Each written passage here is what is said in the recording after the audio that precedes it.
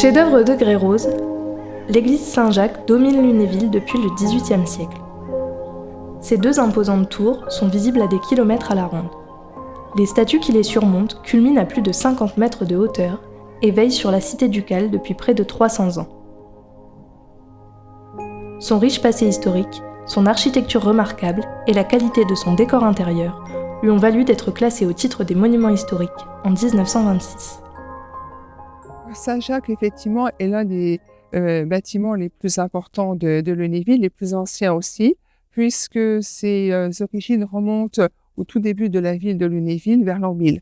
Et le premier document historique sur Saint-Jacques, le premier document d'archives, est une charte de 1034 concernant l'abbaye Saint-Remy. Parce qu'avant d'être l'église Saint-Jacques, c'était une abbaye de religieux, qui a été fondée dans les années 990-1000 et dont le premier document date de 1034 et c'est là que Lunéville entre dans l'histoire. Alors effectivement, c'est une abbaye millénaire qui a été construite par les comtes de Folmar, qui sont des comtes épiscopaux de Metz, qui ont créé le château Lunéville pour contrôler le passage sur la Vesousse, un axe de commerce ancien.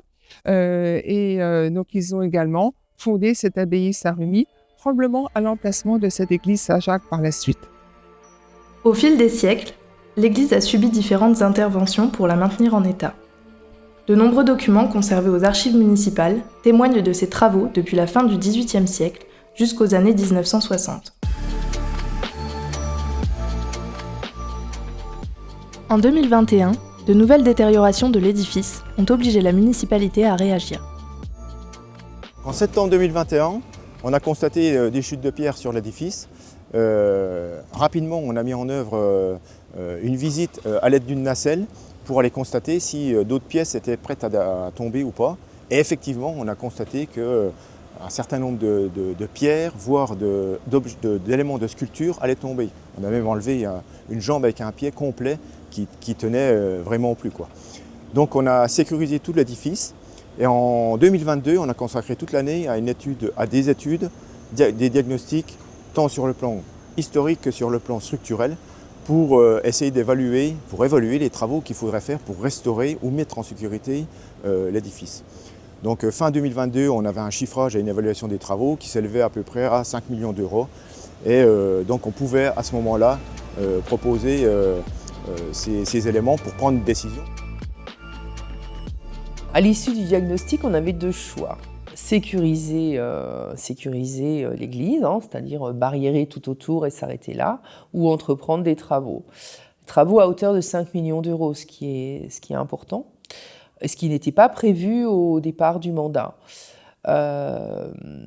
Mais il me semblait indispensable, c'est pour ça que je l'ai proposé au conseil municipal, de rénover notre bâtiment emblématique, notre bâtiment historique, qui est l'église Saint-Jacques, et qui appartient à notre commune. Tout simplement pour lui redonner son éclat, et puis le rôle des élus aussi, c'est de préserver le patrimoine que l'on nous confie. D'où tout ce démarrage du chantier, ce chantier qui est en cours actuellement. À la fois lieu cultuel et culturel, l'église Saint-Jacques est le second monument le plus visité de la ville. Un cabinet d'architectes accompagne la municipalité dans la réalisation de ce chantier inédit.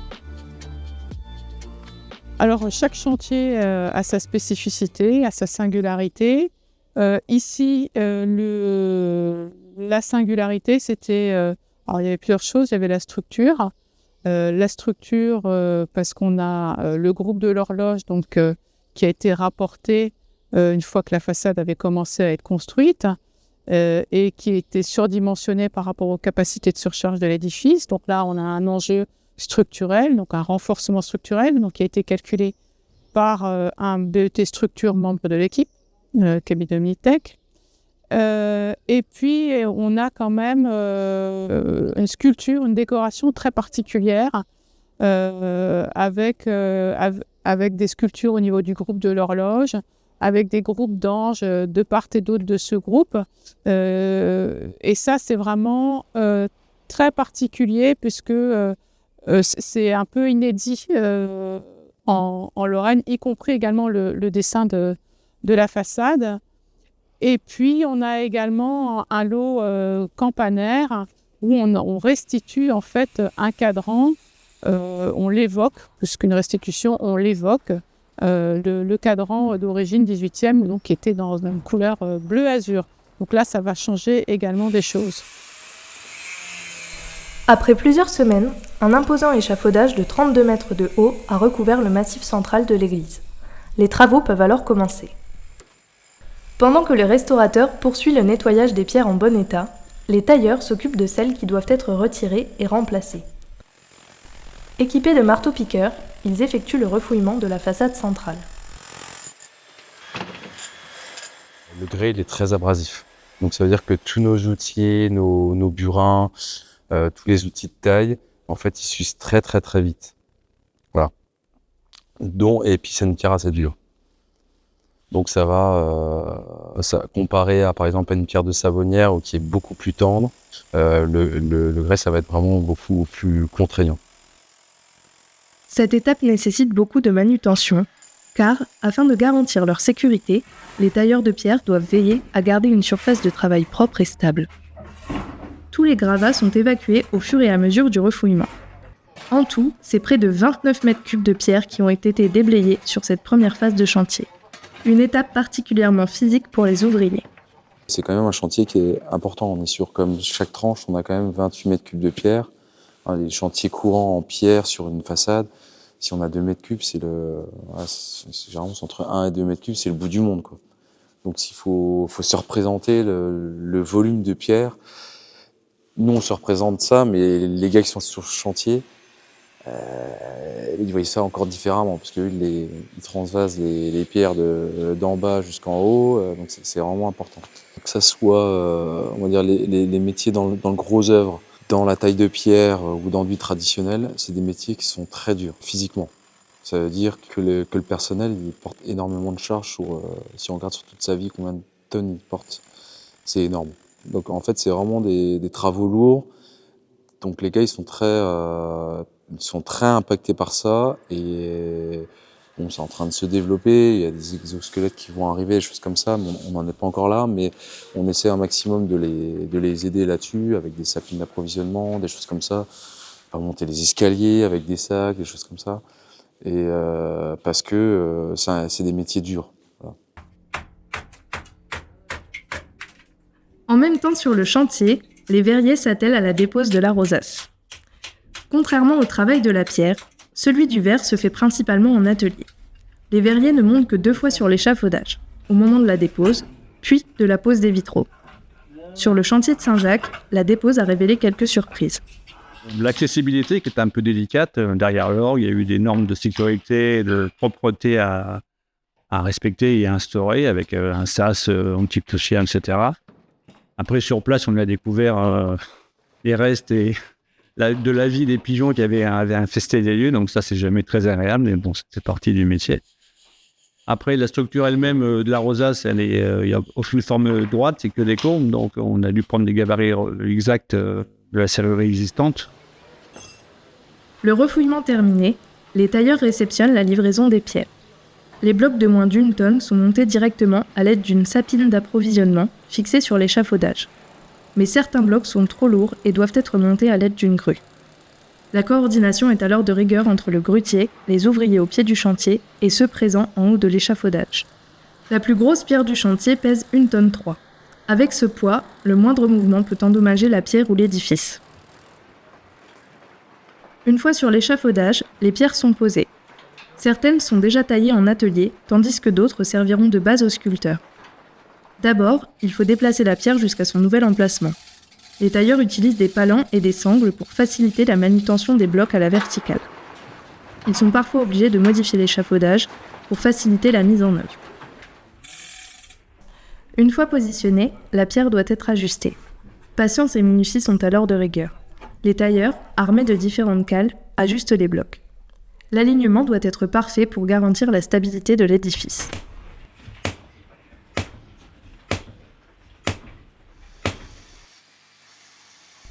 Il arrive que certains éléments aient besoin d'être scellés. Le support et le bloc de pierre sont percés et équipés de goujons pour renforcer la fixation. Cette technique permet d'immobiliser parfaitement la pierre. Sur le chantier de Saint-Jacques, la pose des pierres a laissé apparaître une belle surprise. Les pierres sont calées. Ici, elles sont calées avec des ardoises, ce qui fait qu'on a des joints très épais, 2 à 3 cm.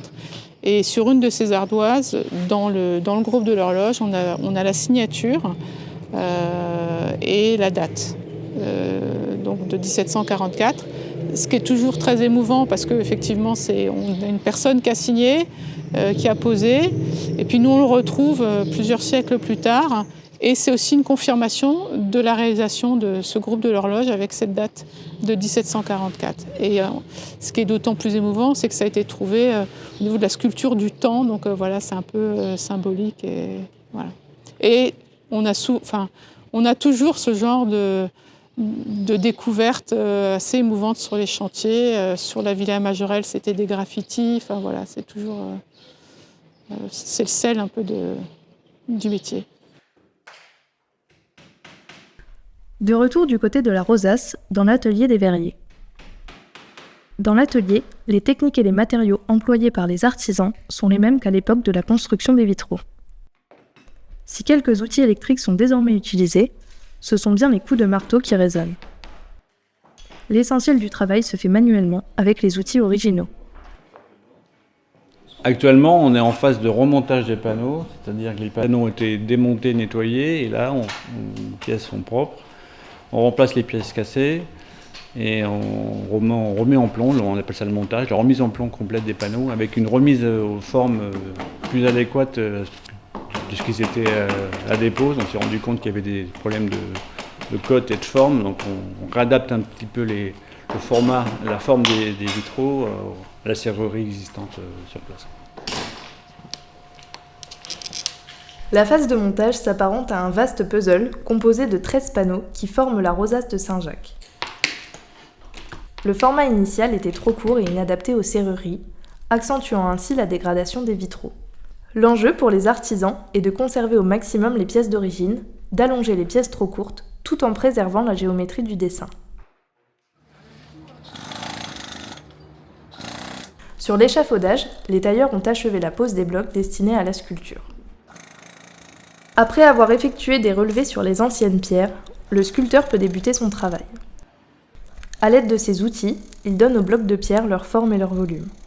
Il réalise différents types de reliefs qui permettent de restituer la sculpture à l'identique. On essaie d'être au plus proche de la réalisation d'époque. C'est le cœur de notre métier, qu'on ne voit pas notre intervention en fait. L'outillage s'est modernisé, facilitant le travail de taille. En véritable magicien, le sculpteur transforme des blocs rectilignes en éléments de décor. Pieds, visages, ailes, mains apparaissent au fil du travail et redonnent vie aux sculptures. On peut parler de métier passion, il vaut mieux, parce qu'on est amené à faire du déplacement toute l'année. Et voilà, et puis ça permet de voyager sur toute la France et de voir plusieurs styles, plusieurs époques. Donc c'est agréable, mais c'est vrai que pour la vie de famille, c'est compliqué. Sur le fronton de l'église, les tailleurs réalisent le coulinage. Il consiste à remplir les cavités entre les pierres, de façon à les fixer définitivement ensemble. Après avoir préparé des joints d'étanchéité avec du papier, les tailleurs de pierre réalisent un mortier de coulinage composé de chaux, de sable et d'eau. Le mortier, aussi appelé coulis, est très liquide, de façon à pouvoir se disperser correctement dans les cavités. Pour que la jonction des grosses pierres soit parfaite, le coulis est versé en plusieurs fois. Il s'agit d'une étape minutieuse, car il ne doit pas déborder, au risque d'endommager le reste de l'édifice. Contrairement au sculpteur qui travaille de la pierre neuve, le restaurateur vient réparer les éléments sculptés ou décoratifs. Sur le chantier de Saint-Jacques, il travaille à la fois le plâtre et la pierre. Après un nettoyage, il restitue les volumes en ragréage à l'aide d'un mortier de chaux et de sable. Minutieux et patient, le restaurateur travaille la matière avec des outils très fins qui lui permettent de réaliser un ouvrage de précision. La dernière étape est celle de la patine. Elle consiste à harmoniser les couleurs des différentes pierres. La couleur si particulière de l'église Saint-Jacques rend cette étape plus complexe que prévu. Cet édifice est construit en grès, les carrières de grès de Niederwiller. C'est un grès qui peut avoir dans la même carrière 3 teintes différentes. C'est-à-dire qu'on va d'un grès presque jaune, gris-jaune, à un grès bigarré. Donc quand on appelle bigarré, c'est qu'il y a un peu de blanc, un peu de rouge, à du rouge complet. Donc quand on est en restauration, il faut qu'on arrive, et c'est là la difficulté, à essayer d'harmoniser les pierres anciennes et les pierres nouvelles, à travailler les aspects de taille. Ça fait aussi partie du métier de tailleur de pierre ou de sculpteur, c'est d'essayer d'analyser quel outil a été utilisé pour pouvoir refaire la même trace pour un aspect et un raccord entre les parties neuves et les parties anciennes qui se voit le moins possible. Vas-y, t'arrives à retirer ? Ouais. Sur le chantier, une partie très technique est sur le point d'être réalisée. Pour renforcer la structure de l'édifice et consolider la partie centrale, un tirant de 15 mètres est installé dans la longueur du fronton. Après avoir effectué un carottage, le tirant est installé à l'intérieur de la pierre. Au cœur de l'atelier des artisans campanaires, les travaux de l'horloge avancent. Contrairement aux autres corps de métier, les artisans campanaires réalisent une création et non une restauration. Des sources du XVIIIe siècle, évoquant la construction de l'horloge, ont été retrouvées aux archives municipales. Par chance, les éléments y sont très détaillés et nous permettent aujourd'hui de restituer le cadran d'origine dans sa partie esthétique. Le chantier ici de l'église Saint-Jacques est original par justement les références qu'on a pu avoir pour restituer un cadran selon les dispositions anciennes. Souvent, malheureusement, on n'a pas ce genre de document, parce que là, on a vraiment le devis d'origine. Donc ça, c'était un travail qui m'a vraiment beaucoup plu d'échange avec les architectes pour arriver au résultat là. Et puis moi qui suis lorrain, de travailler sur un chantier en Lorraine, c'est toujours sympathique. Les matériaux ne sont pas les mêmes que ceux utilisés au XVIIIe siècle. Désormais, des métaux plus durables viennent remplacer le bois. Le support est peint et recouvert d'un masque pour réaliser la dorure. Après avoir posé une colle spécifique, les artisans déposent des morceaux de feuilles d'or sur les chiffres. Pour la totalité du cadran et de ses aiguilles, c'est pas moins de 600 feuilles d'or qui sont utilisées. Un pinceau très fin est passé sur les feuilles fraîchement posées pour repérer les manques et effectuer les retouches. Après ces étapes, il est temps d'enlever le masque et de dévoiler le résultat final. Conforme à la description du XVIIIe siècle, la peinture azur pour le fond, et les heures, les demi et les quarts sont en or. Alors la couleur qui a été choisie, c'est dans le nuancier moderne, aujourd'hui on appelle ça un bleu outre-mer. Donc c'est un bleu foncé qui a été pris dans une teinte brillante. Sur le devis d'origine, on mentionne un bleu azur, mais alors c'était probablement pas un bleu ciel comme on l'imagine, le bleu azur aujourd'hui, parce que dans les blasons, l'azur qui est le bleu est un bleu plutôt foncé. Donc il y a eu un petit débat sur vraiment la teinte du bleu, mais en tout cas voilà, là ce sera un bleu outre-mer, donc un bleu foncé brillant. De retour sur l'échafaudage, les verriers s'attellent à la pose de la rosace enfin restaurée. Sur place, l'ajustement des serrureries est nécessaire pour que les vitraux retrouvent une fixation parfaite. Comme lors de la dépose, les manipulations sont délicates. L'espace est exigu et il faut manipuler les nouveaux panneaux avec précaution. Après quelques étincelles, la rosace retrouve enfin sa place au centre de la façade.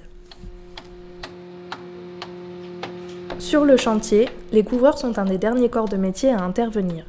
Si leur intervention ne se remarque presque pas vue du sol, elle est néanmoins indispensable à la conservation de l'édifice et de tout le travail réalisé par les autres artisans. À l'aide de cuivre et de plomb, les couvreurs protègent l'ensemble des parties du monument exposées aux intempéries. Ici, pas de colle. Après avoir pris les mesures des différents éléments, le plomb est embouti à l'aide de différents maillets et épouse parfaitement les formes de la pierre. En bas de l'échafaudage, les artisans campanaires acheminent le cadran et ses aiguilles. Les 2 morceaux qui le composent, ainsi que son armature, sont montés à l'aide de la sapine. L'ensemble avoisine les 3 mètres de long et pèse près de 80 kg. Une fois au bon niveau, tous les éléments sont fixés par boulonnage à la façade de l'église. Le mécanisme électrique ne sera mis en route qu'une fois l'échafaudage déposé, pour ne pas risquer d'être endommagé. Pour l'instant, la magnifique horloge bleue reste à l'abri des regards. Elle sera révélée aux habitants lorsque l'échafaudage disparaîtra. Une seconde surprise attend les Lunévillois sur la façade de l'église.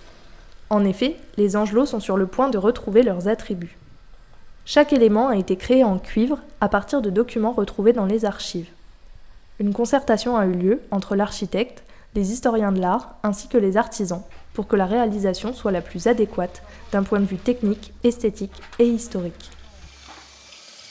Les artisans en charge de la pose doivent être particulièrement précautionneux, car ils interviennent sur des sculptures fraîchement restaurées. Parfois, le restaurateur doit intervenir pour adapter le support qui reçoit l'attribut.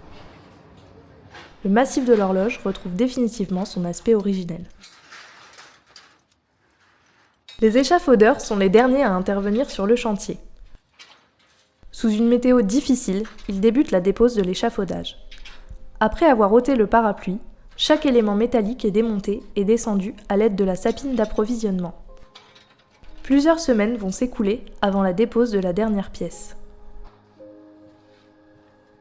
La première phase de travaux s'achève pour le plus grand plaisir des Lunévillois, qui retrouvent leur église après 1 an de chantier et qui peuvent découvrir le magnifique travail mené par les artisans au fil des mois. Saint-Jacques a été restauré dans toute sa splendeur du XVIIIe siècle. Le grès, avec ses nombreuses nuances, redonne à l'édifice son originalité. Les angelots tiennent de nouveau leurs attributs. Et enfin, le cadran de l'horloge illumine la façade de son bleu outre-mer. Mais l'aventure continue. C'est désormais au pied de la tour ouest que s'élève l'échafaudage. Les artisans seront de retour pour la suite du chantier, qui nous révélera certainement d'autres belles surprises.